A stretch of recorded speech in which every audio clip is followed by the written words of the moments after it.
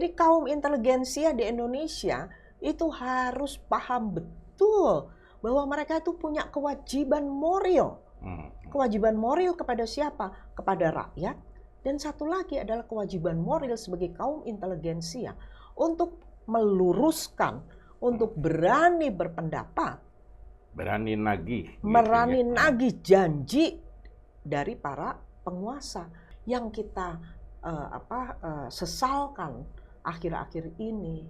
Saya melihat gitu ya, bahwa bahwa negara itu dijadikan sebagai kendaraan oleh partai politik untuk mencapai kekuasaan atau kepentingannya.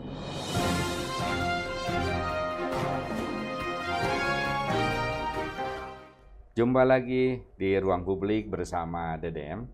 Di studio hadir Profesor Dr.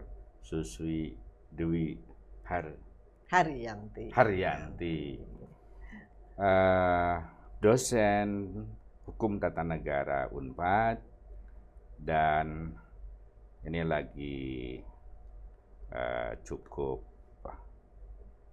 terkenal, jadi pusat agenda media di dosen Tata Negara Unpad yang paling banyak diwawancara di media itu adalah Susi, gitu. Dan saking sibuknya saya baru bisa menghadirkan dia ke teman-teman ini mungkin hampir setahun lamanya, saking sibuknya. Terakhir saya ketemu dia itu sama-sama sebagai promotor, dia promotor oponen juga saya. Loh kenapa orang komunikasi terlibat jadi oponen sidang disertasi.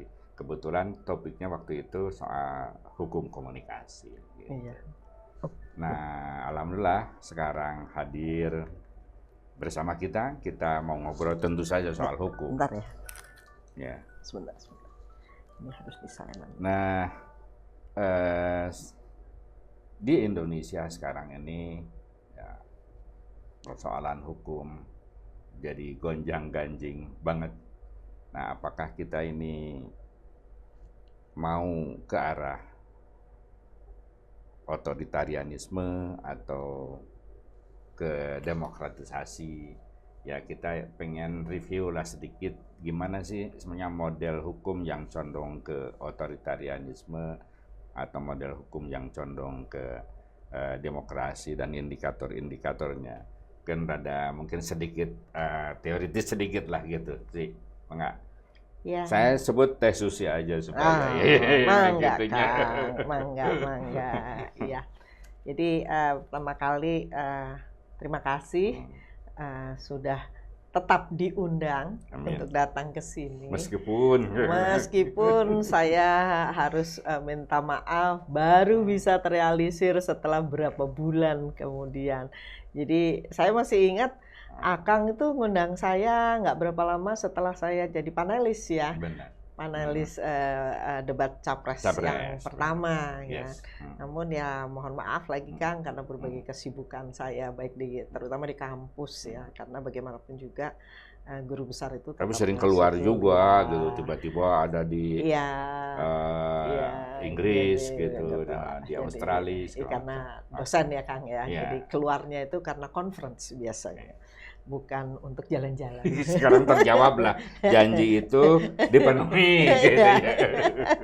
Oke sih. Baik, ini satu pertanyaan menarik ya. Kalau kita katakan Indonesia tuh negara demokratis bukan sih? Indonesia itu negara hukum bukan sih? Gitu ya. Kalau kita kembali kepada Undang-Undang Dasar 1945, kita lihat di dalam bab 1-nya. Dan bab 1 itu saya mengatakan sebagai the founding chapter. The founding chapter. Founding chapter. Istilahnya ya banyak di beberapa konstitusi negara lain. Dan saya menganggap bahwa founding chapter itu adalah bab yang sangat penting. Bab 1 itu kan dia pasti di depan ya Kang ya. Jadi dia seakan-akan sebagai pembuka pada bab-bab yang selanjutnya. Nah, pada saat perdebatan pada perubahan Undang-Undang Dasar, ada salah satu anggota MPR yang mengatakan bahwa bab 1 itu the umbrella chapter istilahnya. Payung. Ya, payung. Yaitu perdebatan ketika ketentuan mengenai prinsip negara hukum ini akan diatur di bab mana? Di bab 1 kah? Ataukah di bab yang berkaitan dengan lembaga negara atau berkaitan dengan hak asasi? Nah, salah satu anggota itu menyatakan sebaiknya di bab 1 tentang bentuk dan kedaulatan, karena bab 1 itu adalah the umbrella chapter menurut anggota MPR tersebut. Saya lupa Kang ya namanya siapa. Dan itu saya pikir pendapat yang menarik. Jadi di dalam praktek beberapa negara itu bab 1 founding chapter, dikualifikasi secara teori itu sebagai founding chapter. Kemudian di Indonesia anggota MPR menyebut sebagai the umbrella chapter. Dan ini menunjukkan betapa pentingnya fungsi bab 1 itu terhadap bab-bab yang lain. Karena di dalam bab 1 itu biasanya diatur mengenai prinsip-prinsip atau asas-asas yang dianut oleh negara yang bersangkutan. Sekarang kita lihat Indonesia. Indonesia di dalam bab 1 yaitu bentuk dan kedaulatan, pasal 1 mengatakan Indonesia adalah negara kesatuan yang berbentuk republik. Nah, berarti kan dari ayat 1 Indonesia itu adalah negara kesatuan, bukan negara federal. Bentuknya adalah republik, bukan monarki. Jadi negara kesatuan dia ada teori, ada prinsip-prinsip asas-asasnya, republik juga ada prinsip-prinsipnya. Pasal 1 ayat 2 mengatakan bahwa kedaulatan adalah di tangan rakyat dan dilaksanakan menurut Undang-Undang Dasar ini. Nah, itu menunjukkan bahwa pada prinsipnya Indonesia itu adalah negara yang berkedaulatan rakyat, menganut prinsip kedaulatan rakyat. Dan kedaulatan rakyat ini seringkali digandengkan dengan demokrasi. Dilaksanakan menurut Undang-Undang Dasar ini. Berarti itu mencerminkan prinsip apa? Konstitusi berada pada tempat yang tertinggi. Nah, jadi ayat 1-nya prinsip negara kesatuan dan prinsip republik, ayat 2-nya prinsip demokrasi dan prinsip konstitusi, ayat 3-nya Indonesia adalah negara hukum. Nah, jadi kalau secara normatif Indonesia adalah negara demokrasi, Indonesia adalah negara hukum. Secara normatif seperti itu. Nah, bagaimana sekarang itu kemudian diturunkan dan prinsip demokrasi, prinsip negara hukum itu kan harus tercermin di dalam bab-bab selanjutnya. Demokrasi apa yang kita anut? Nah, demokrasi yang dianut oleh Indonesia tercermin di dalam bab-bab selanjutnya, yaitu bab mengenai MPR, DPR, DPD, kemudian presiden, pemilihan umum, itu kan mencerminkan prinsip-prinsip semacam itu.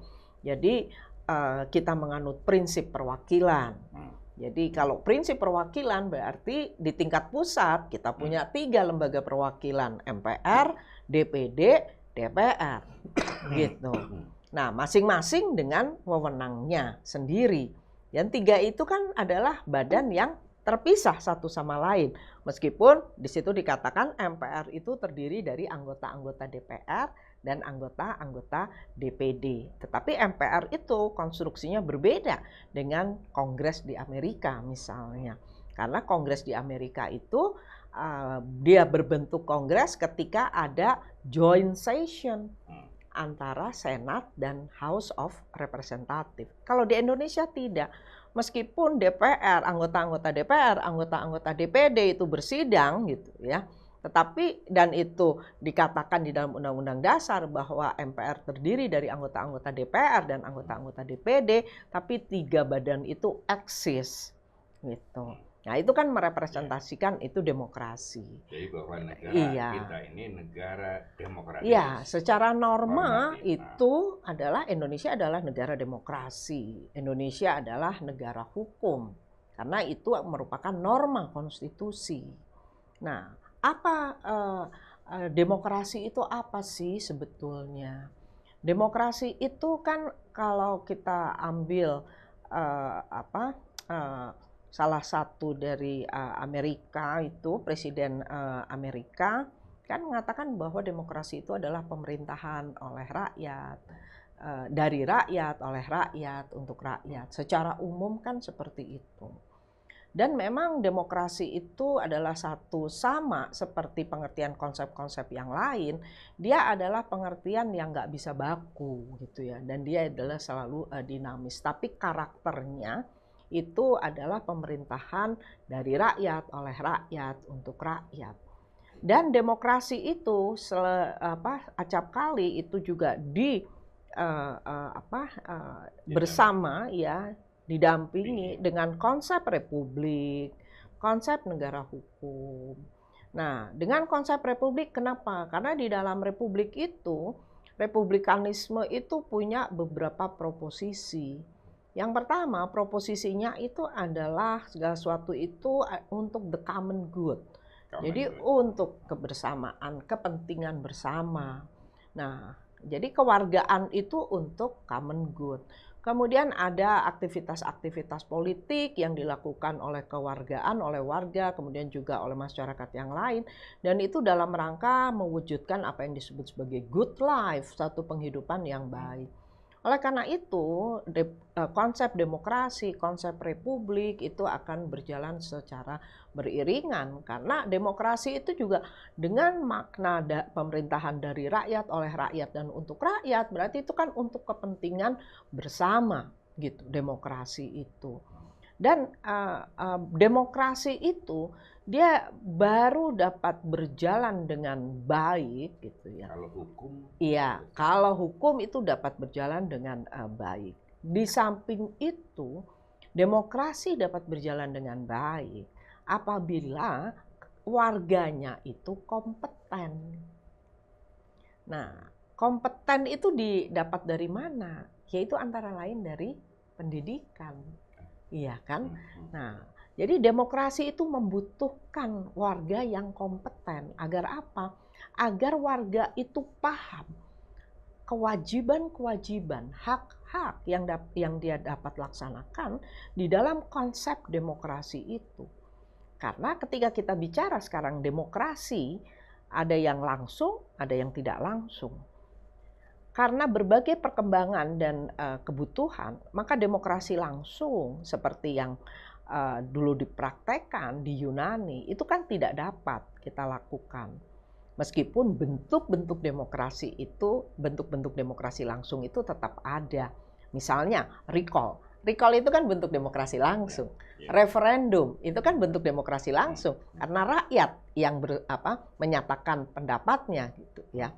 Nah, jadi karena perkembangan, kemudian kompleksitas urusan negara, maka kita kemudian menganut demokrasi tidak langsung.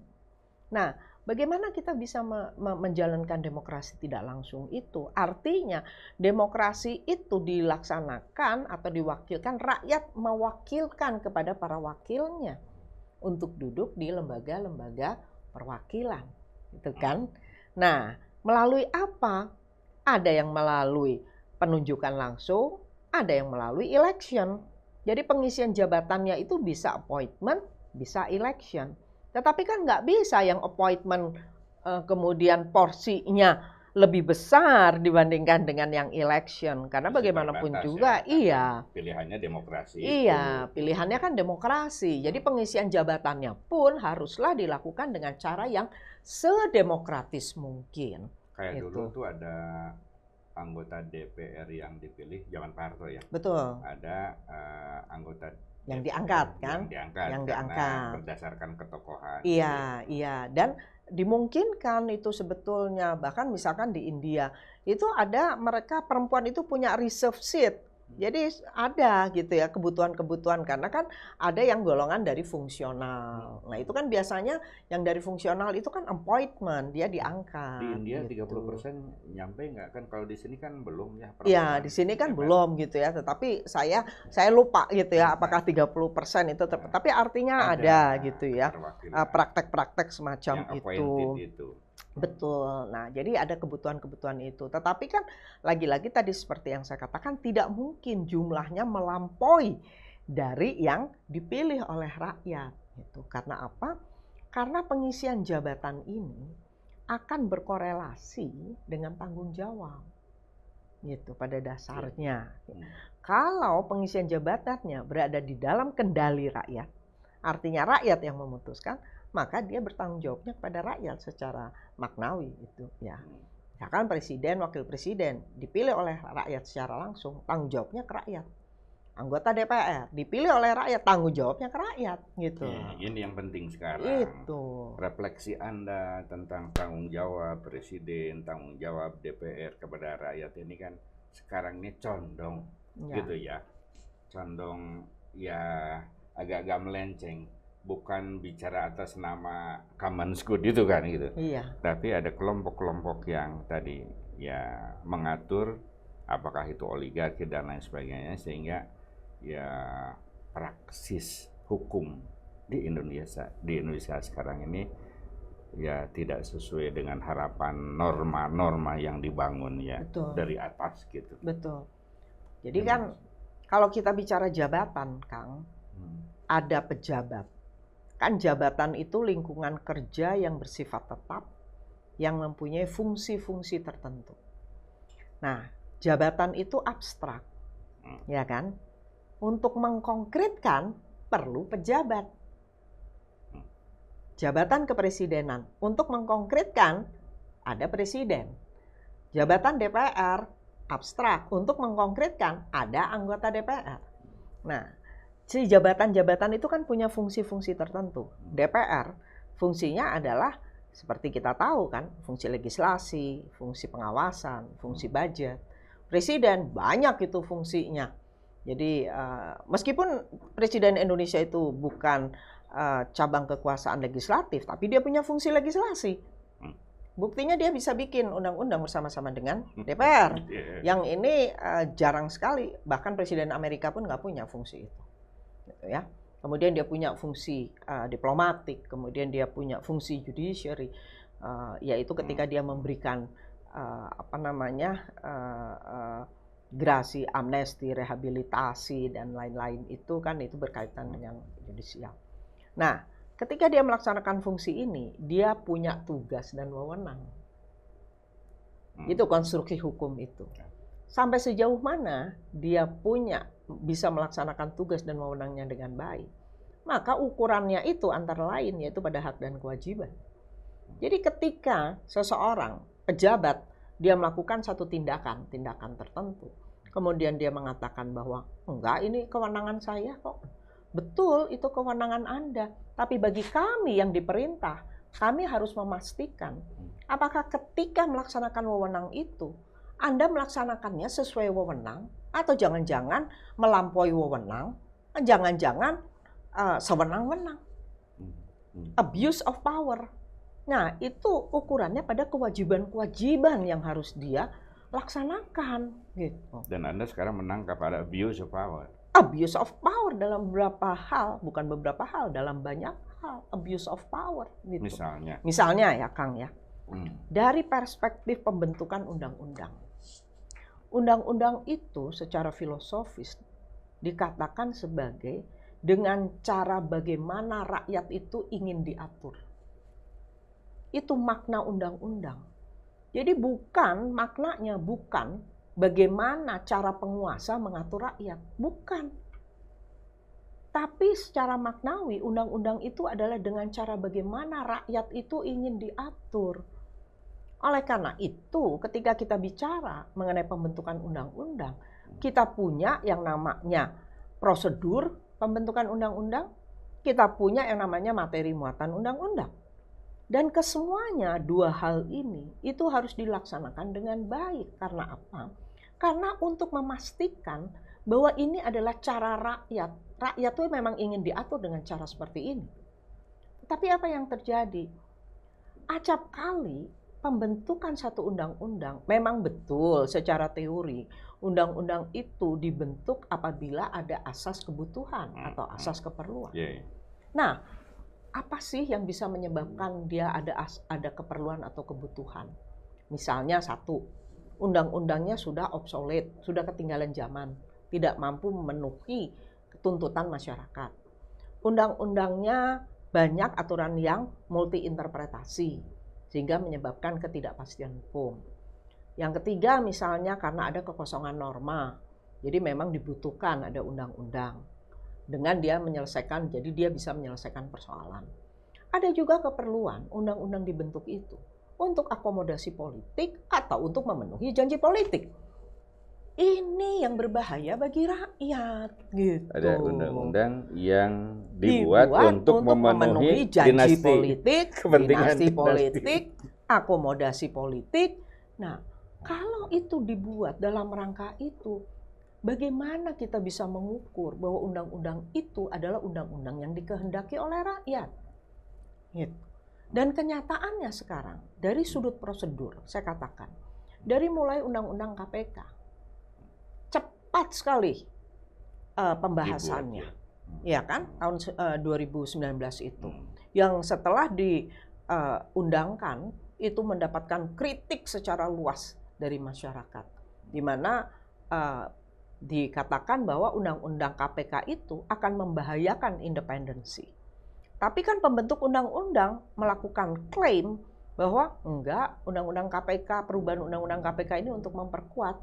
Tapi pembentuk undang-undang tidak dapat meyakinkan masyarakat di sebelah mana memperkuatnya. KPK bisa jadi objek angket, gitu ya. Akhirnya terjadilah kasus Firly. Itu seperti kasus Firly. Yang kedua, undang-undang MK. Itu juga undang-undang MK itu siapa yang mengusulkan? Hanya orang-orang tertentu saja. Pembahasannya juga sangat cepat. Dan apa yang diatur di dalamnya? Hanya perubahan syarat hakim. Kemudian apalagi ya? Saya lupa. Yang inti itu adalah yang berkaitan dengan hakim. Padahal ada yang lebih penting, yaitu apa? Hukum acara. Kenapa hukum acara MK nggak dibuat undang-undang? Tapi rely pada peraturan Mahkamah Konstitusi. Padahal materi muatannya itu adalah seharusnya menjadi materi muatan undang-undang. Katanya ada target di situ orang-orang yang punya integritas itu yang tidak bisa mengikuti, memenuhi keinginan kepentingan subjektif itu mau disingkirkan. Betul. Gitu ya. Ya, itu undang-undang undang-undang MK perubahan ketiga. Sekarang kan sedang dibahas perubahan keempat. Jadi yang perubahan ketiga, ya, yang perubahan ketiga itu masa jabatan hakim diperpanjang. Jadi semula pensiunnya menjadi 70 tahun. Kemudian juga ada perubahan-perubahan yang lain. Jadi sebagian besar syarat-syarat menjadi hakim pada usia berapa. Tadinya 60, setelah dikritik turun 55. Tapi tidak ada argumentasi yang jelas tentang itu. Kemudian undang-undang itu diberlakukan surut. Artinya apa? Yaitu berlaku untuk hakim-hakim yang sekarang menjabat. Padahal menurut teori hukum, satu hukum itu tidak boleh berlaku surut. Harusnya ketika ada perubahan itu untuk ke depan yang akan jadi hakim konstitusi yang ke depan gitu. Belum undang-undang Minerba, yang paling heboh undang-undang Ciptaker. Dengan menggunakan metode omnibus yang diklaim metode omnibus itu adalah untuk mengurangi hyperregulation. Dia ini, tapi kan tidak terbukti juga sampai akhirnya dibawa ke MK. MK menyatakan inkonstitusional bersyarat. Tetapi kemudian Presiden mengeluarkan Perpu Ciptaker. Perpu Ciptaker dikeluarkan, orang sedang siap-siap mau tahun baru, tiba-tiba dikeluarkan Perpu Ciptaker. Pembentuk undang-undang tidak melakukan perubahan, pembahasan kembali undang-undang Ciptaker sebagaimana diperintahkan oleh Mahkamah Konstitusi. Nah, jadi dari perspektif pembentukan undang-undang, saya melihat bahwa baik dari sudut prosedur maupun dari sudut materi muatan, ini jauh dari prinsip-prinsip demokrasi, prinsip negara hukum. Gitu. Jadi ada paradoks di situ ya, antara norma yang harusnya demokratis dengan implementasi di bawahnya, apakah itu undang-undang atau kepres dan lain sebagainya itu menjadi sangat betul. Jadi kepada kita diperlihatkan bahwa hukum itu hanya sekedar alat atau justifikasi saja bagi penguasa untuk menjustifikasi bahwa tindakan-tindakannya itu ada dasar hukumnya kok. Tapi kita bisa mempertanyakan lebih lanjut, hukum itu dibuat untuk siapa? bukan untuk rakyat, tapi hanya untuk menjustifikasi tindakan-tindakan untuk kepentingan golongan-golongan tertentu. Dan itulah yang oleh Kim Chappell ketika dia menulis tahun 2018 sebuah artikel mengenai autocratic legalism. Yaitu satu peraturan perundang-undangan yang dibuat itu seakan-akan hanya untuk kepentingan golongan-golongan tertentu. Rakyat nggak sadar gitu, karena memang prosesnya itu biasanya lambat. Rakyat itu nggak sadar bahwa oh iya, ketika pemerintah memutuskan sesuatu betul ada dasar hukumnya. Tapi percaya begitu aja. Percaya begitu saja, jadi hanya melihat bahwa memang ada dasar hukumnya. Tapi bagi kita kan nggak cukup sampai mengatakan begitu. Itu dasar hukum tuh satu. Ketika kalian bikin itu, prosedurnya berapa lama? Prosedurnya melibatkan masyarakat enggak? Terutama mereka yang terdampak. Gitu. Nah, kemudian dari materi muatan, apakah materi muatannya bertentangan? Tidak dengan asas-asas dan norma-norma undang-undang dasar. Nah, kan itu yang harusnya dipersoalkan oleh kita gitu ya. Nah, jadi dari aspek pembentukan kita bermasalah. Banyak sekali masalah. Belum undang-undang IKN. Yang lagi-lagi juga pembentukannya prosesnya sangat cepat. Saya baca naskah terburu-buru, saya baca naskah akademiknya sebagai sebuah undang-undang yang akan menjadi dasar hukum pemindahan ibu kota negara. Dari sudut halaman saja kurang dari 200 halaman. Belum saya baca isinya. Berarti itu kan memperlihatkan ketergesaan yang dipaksakan. Jadi seakan-akan kalau menggunakan bahasanya Mbak Bibip gitu ya di dalam salah satu tulisannya, ini kejar tayang semua ini gitu. Dan tidak memikirkan implikasi ya, dari implikasi. Situ, ya. Padahal ketika membentuk undang-undang, salah satu yang harus dipikirkan apa dampak dari undang-undang ini terhadap mereka, terutama terhadap rakyat. Apa dampaknya? Makanya di dalam pembentukan undang-undang itu ada yang dinamakan sebagai hak-hak prosedural yang itu akhirnya dinyatakan oleh putusan MK tentang pengujian Undang-Undang Ciptaker, hak untuk didengar, hak untuk dipertimbangkan, dan hak untuk mendapat penjelasan. Itu hak-hak yang harus ada di dalam pembentukan peraturan perundang-undangan. Belum lagi kalau kita bicara mengenai penegakan hukum. Karena kalau kita gandengkan prinsip demokrasi dan prinsip negara hukum, kemudian prinsip republik gitu ya, di dalam perkembangannya meskipun secara teori mereka itu punya konsep yang berbeda, tetapi di dalam perkembangannya ketiga konsep ini makin mendekat satu sama lain, makin memperkuat satu sama lain. Kalau kita bicara prinsip negara hukum, maka kita pasti juga bicara prinsip demokrasi. Hukum seperti apa yang dibuat, yaitu haruslah hukum yang demokratis kan, bukan hukum yang otoriter untuk kepentingan tertentu. Kadang-kadang kita ini hukum demokratis, tapi ketika penegakan hukumnya jadi tidak demokratis kan bisa begitu. Betul. Tuh. Selain tidak demokratis, itu juga acap kali seperti mengesampingkan prinsip-prinsip penegakan hukum. Kan pasal 24 Undang-Undang Dasar 1945 mengatakan kekuasaan kehakiman adalah kekuasaan untuk menegakkan hukum dan keadilan. Jadi frasanya menegakkan bukan hanya sekedar menegakkan hukum, tetapi adalah hukum dan keadilan. Oleh karena itu kenapa antara pembentukan hukum dan penegakan hukum ini adalah dua hal yang dapat dibedakan tetapi tidak dapat dipisahkan satu sama lain. Mengapa? Kalau pembentukan undang-undang, tujuan dari pembentukan peraturan perundang-undangan itu dapat tercapai atau tidak, itu akan terlihat dari penegakan hukumnya. Kemudian penegakan hukum itu merupakan feedback bagi pembentukan peraturan perundang-undangan. Kemudian yang ketiga, kalau peraturan perundang-undangannya kurang baik, dan dia berada di tangan penegak hukum yang baik, maka tujuan pembentukannya itu insya Allah bisa tercapai. Tapi ini kan yang bahaya di Indonesia adalah sudah peraturan perundang-undangan yang nggak baik, dia ada di tangan penegak hukum yang tidak baik, maka tujuannya akhirnya keadilan bisa tidak tercapai. Nah, itulah persoalan yang ada di Indonesia. Gimana ke depan untuk menata kembali supaya ada terjadi kembali ya public trust lah gitu ya, bahwa kita harus mengembalikan lagi kan hukum secara on the track gitu. Apa yang harus dilakukan? Ya, apa yang harus dilakukan? Ini sebuah pertanyaan yang acap kali muncul di mana-mana gitu ya, Kang ya. Dan tidak mudah untuk menjawabnya. Kenapa menjadi tidak mudah? Kita tahu bahwa sebuah negara itu kan sebuah organisasi ya, Kang ya. Negara itu kalau orang politik mengatakan organisasi kekuasaan. Orang hukum mengatakan hukum tata negara organisasi jabatan yang terdiri dari jabatan-jabatan. Nah, selain itu, kalau kita lihat dari pandangan sosiologis misalkan, salah satu elemen dari negara itu adalah rakyat. Ya kan? Sampai sejauh mana sekarang untuk yang ke depan, rakyat yang tadi saya katakan, supaya demokrasi berjalan dengan baik, itu membutuhkan warga negara yang kompeten. Persoalannya adalah sekarang, bagaimana kita membuat rakyat kita itu menjadi warga negara yang kompeten.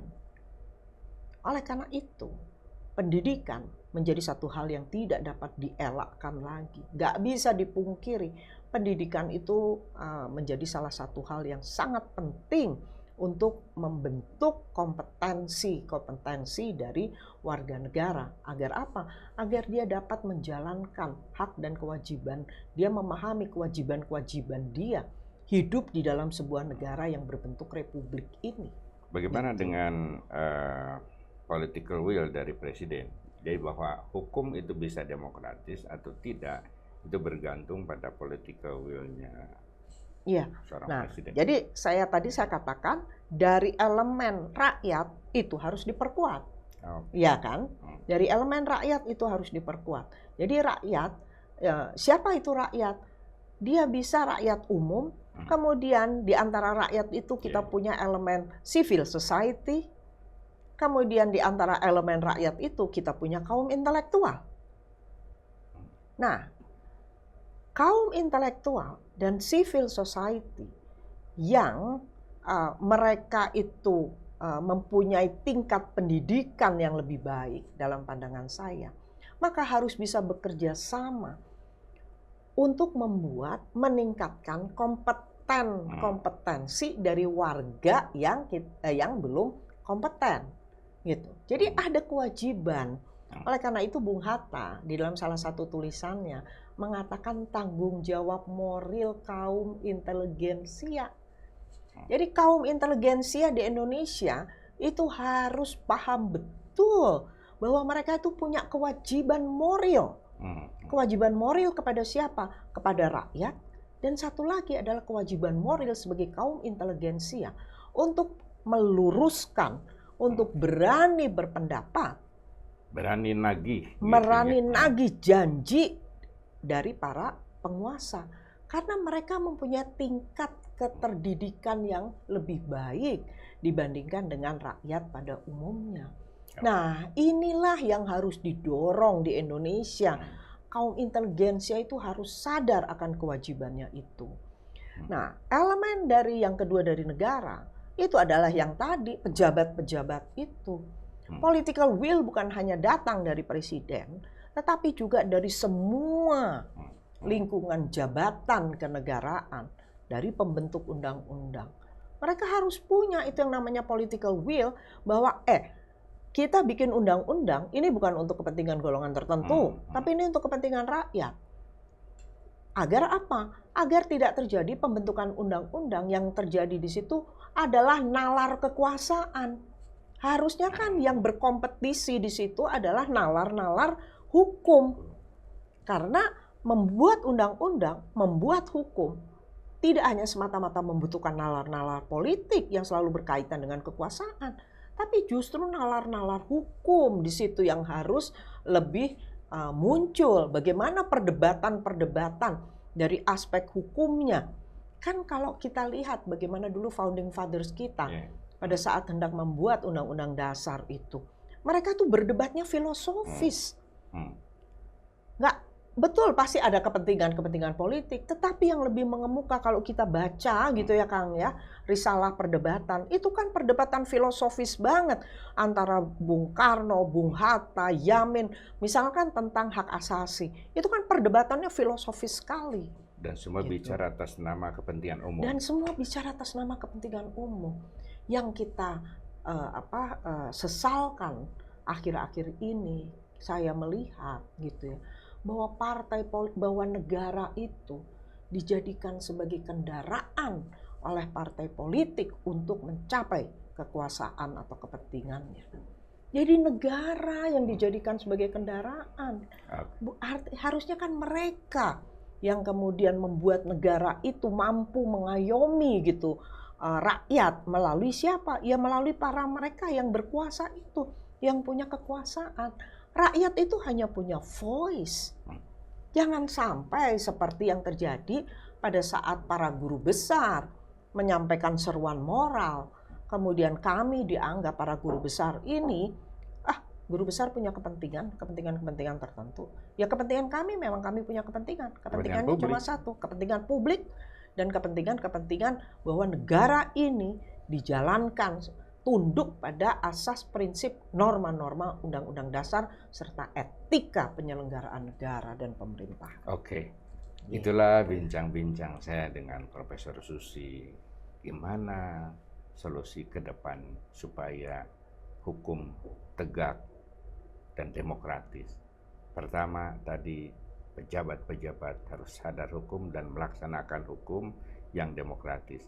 Tetapi dalam negara demokrasi tidak bisa taken for granted, dibiarkan para penguasa begitu saja tanpa tuntutan dari publik. Karena itu publik harus cerdas dan sadar hukum juga untuk menuntut para penguasanya supaya menegakkan hukum sesuai dengan kepentingan publik. Sampai jumpa. Terima kasih.